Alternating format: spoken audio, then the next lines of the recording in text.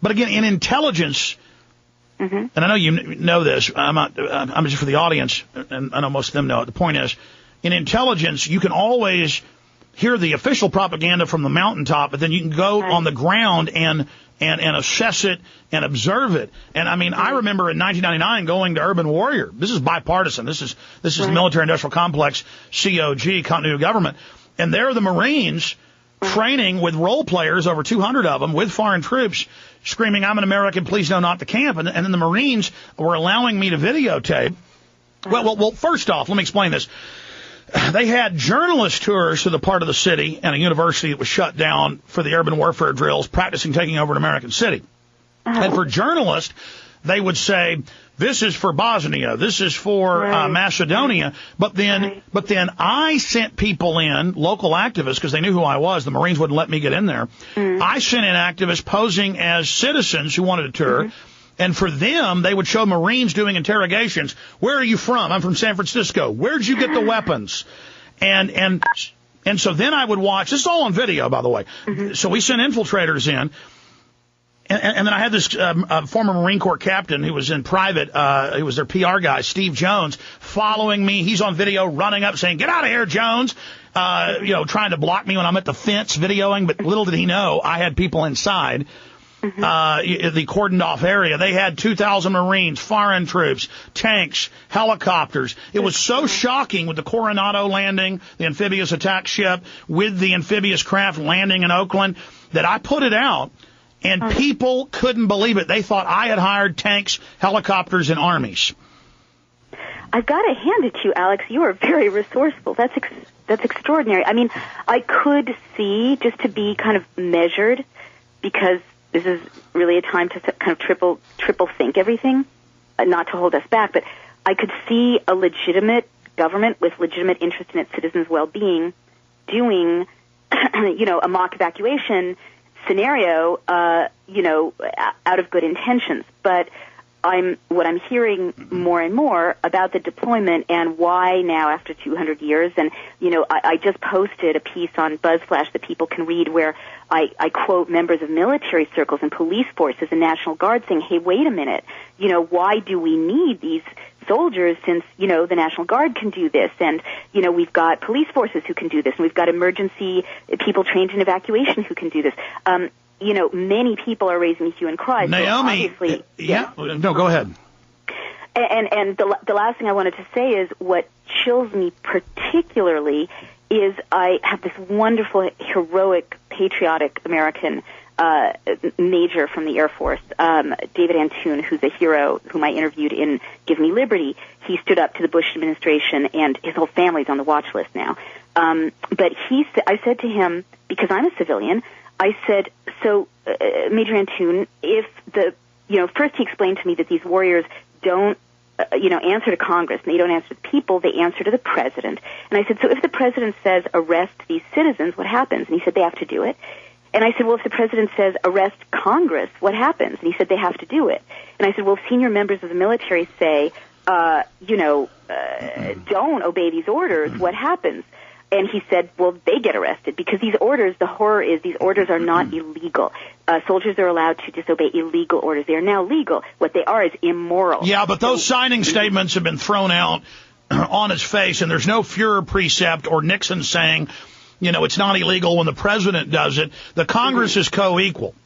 And just because Lincoln arrested a few members of Congress, that was later thrown out of court, but that was done retroactively, and newspaper editors. So Congress is co-equal, just like PDD 51, the Homeland Security Committee this year wanted to see it, and the executive said, "No, you can't," but the cover sheet says that Bush is basically dictator. So on its face, that is a fraud. And unfortunately, the media is spinning what you're saying as you're saying George Bush will do this by the election. And what I get from what you're saying is, no, this apparatus has been set up, and the office of the presidency has built this around itself, whether it's Barack Obama or whether it's John McCain. This threat continues. Can you speak to that? Sure. And, let me stress, how can I put this?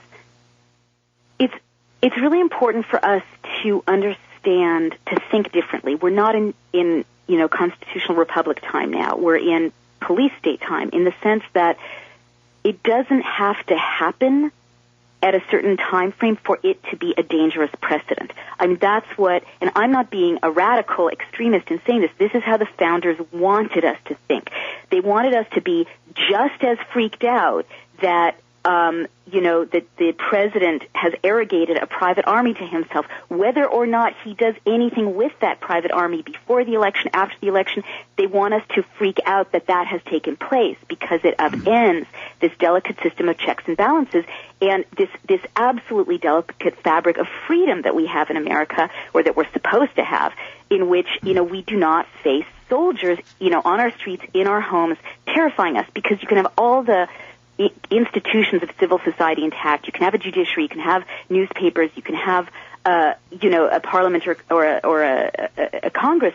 But if you've got soldiers, look at Italy in 1920, look at Germany in 30, 31, 32. They were still parliamentary democracies, but the brown shirts or the black shirts were deployed, to beat up this editor in Milan, or to, intimidate these voters in Perugia, or to line the halls of the Reichstag, in Germany. That's right. It's their menacing. Intimidation. It's their menacing and intimidating the Congress. Naomi, did you know that members of Congress on the day of the bailout were threatened that Friday with physical martial law if they did not pass the bailout plan? Well, speak to me more about that, because I'm having a very interesting experience, and I'm glad to be speaking to you about it. John, pull up the congressman. We had him on air, too.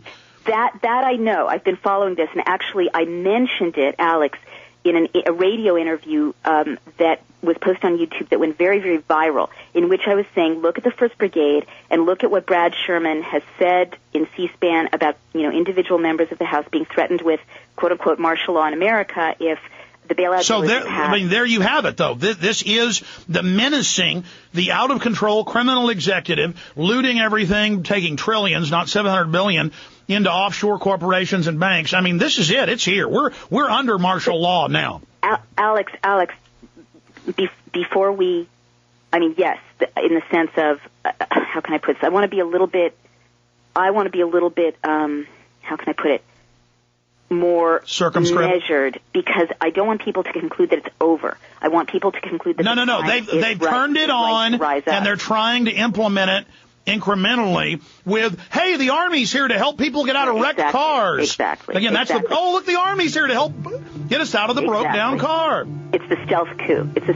But do we have a second source for the Brad Sherman assertion? Has he confirmed it? Yes. No. I had Brad Sherman on, and I talked to other members of Congress who will not come on the show, and they said that, no, they were told martial law is going to be declared if you don't do this. Wow. I had Brad Sherman on the show, and he, by the way, is a lawyer, a specialist on all this. Stay there, Naomi Wolf. We're going to continue to talk about this. In fact, I'm just going to skip this break right now. Are you sick of... John, let's just skip it. That way, for the Internet audience, I can cover this. If you Google, what I Googled was Air Force test weapons on unruly crowds, and then the AP has been pulled. It was up for about a year. It's suddenly gone.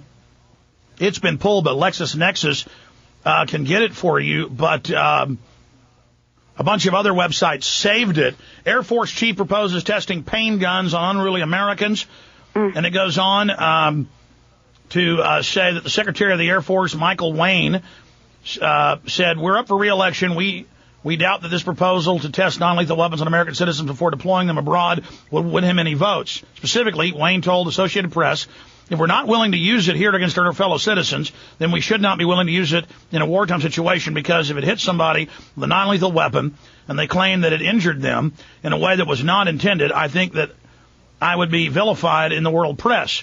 Mm-hmm. That would certainly, and then he goes on to say, so use it on the American people. And then Wired Magazine last week, or actually 10 days ago, reported in the headline that the pain microwave guns do cause death. That's in the headline. Jesus.